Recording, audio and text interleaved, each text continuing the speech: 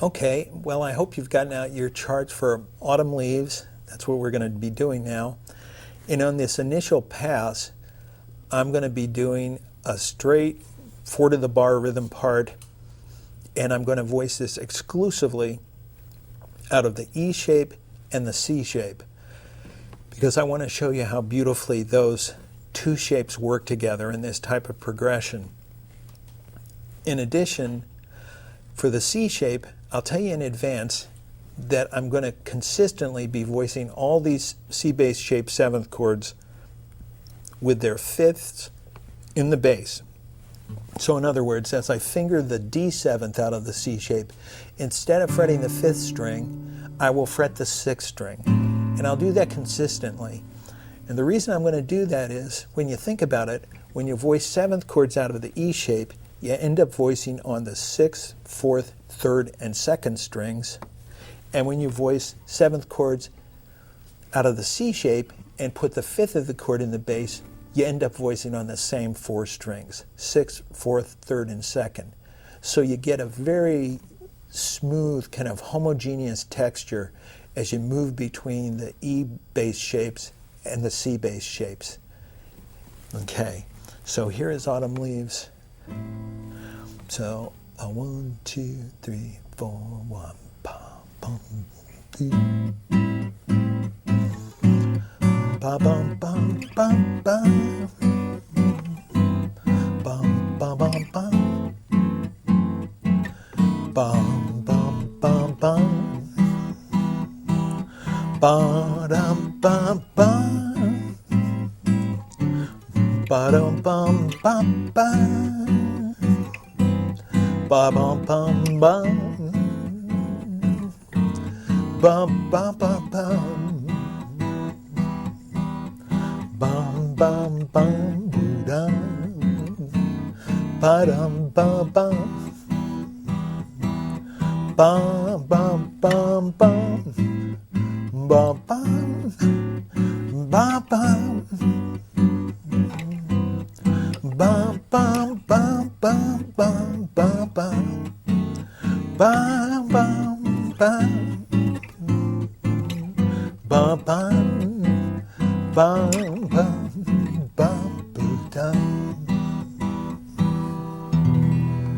So there's Autumn Leaves, written by the composer Joseph Cosma, original French lyrics by Jacques Prévert, and Johnny Mercer wrote the English lyrics.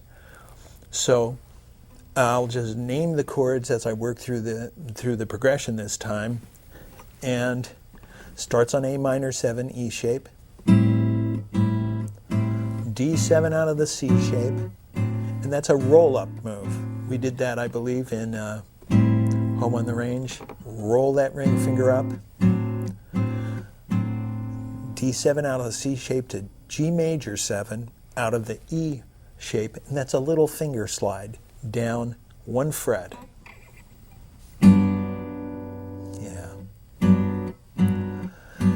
G major 7 out of the E shape to C major 7 out of the C shape.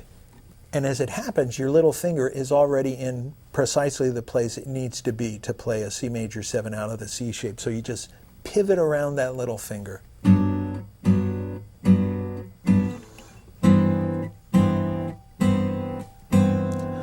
Then to F sharp minor 7 flat 5 out of the E shape. Your index is already in the right place. Your little finger's going to slide down 2 frets. Your middle's going to go straight across to the 2nd fret of the 6th string, and your ring's going to pull back behind to the 2nd fret of the 3rd string. Excuse me, the 4th string.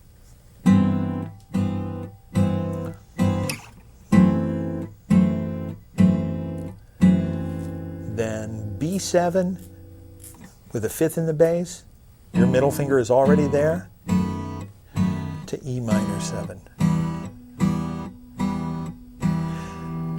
Now, just pause for an instant. I know that probably a number of you have played blues guitar and have played lots of B7 chords.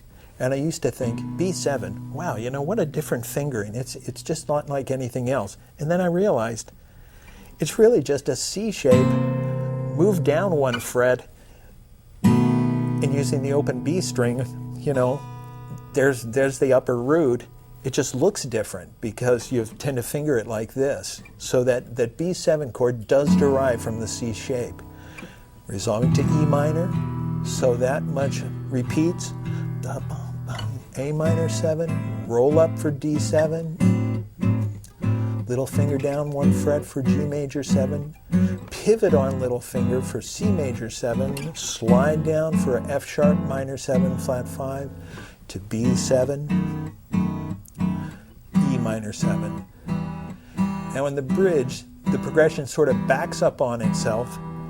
F sharp minor 7 flat 5 to B7 to E minor. Now to A minor 7, D7 out of the C shape, G major 7, E shape, C major 7, C shape, F sharp minor 7 flat 5, E shape, B7, C shape. Now, E minor 7, C shape, little finger slide down 1 fret, pivot into A7, E shape, little finger continues down an additional fret, D minor 7, C shape, little finger continues down an additional half step, pivot into G7, that's dominant 7 this time, pivoting on little finger into C major 7, F sharp minor 7 flat 5, B7, E minor. Now let's pause a minute and just talk about the chord types in this progression and how it might relate to improvisation. So it starts on A minor 7. Well, if we're thinking of the major scale, you have diatonic minor 7s, A minor 7, off of 2, 3, and 6 in a major scale. So a freestanding minor 7 chord just by itself doesn't really necessarily orient you to what the key area is. But then we go A minor 7,